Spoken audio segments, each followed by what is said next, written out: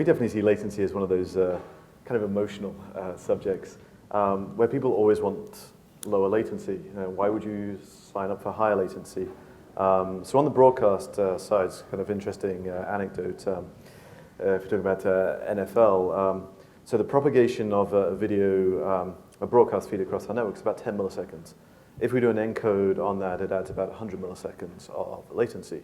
So we've been seeing an increased number of broadcasters coming to us now asking for uncompressed feeds.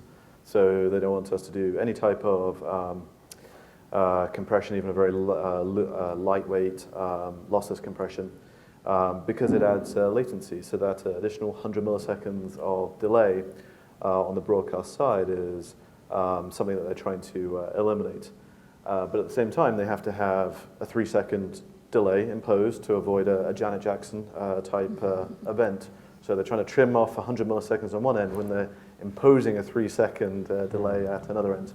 And if you're doing satellite, your round trip time up and down is roughly 2 seconds delay.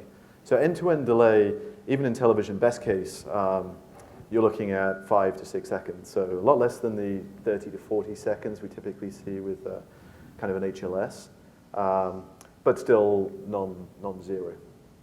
For me, I think the biggest challenge with internet is it's non-deterministic, and synchronization between devices isn't there. So you could be watching on your phone, I could be watching on my phone, and we're not synchronized. So I think that's the experience which is more off-putting, rather than someone tweeting what's going to happen in 5 seconds' time. We worked with Nice People at Work, it's one of our partners, to look at buffering times and how that sort of impacts live and VOD content. It was kind of interesting. So what we found is that, you know, the buffer ratio is that, you know, the buffer time over the session time. So when we found that the buffer ratios were less than 0.2%, that was kind of ideal for people to hang with the content. So if you're watching it on a VOD stream, people hung about 16 times as long, but they dropped off very quickly once that ratio started going up. But on the live content, people hung on about 24 times as long.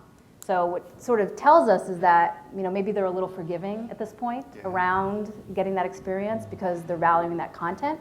But I think as time goes on, they're going to be a little less forgiving, especially, again, those younger audiences. They're going to just start demanding.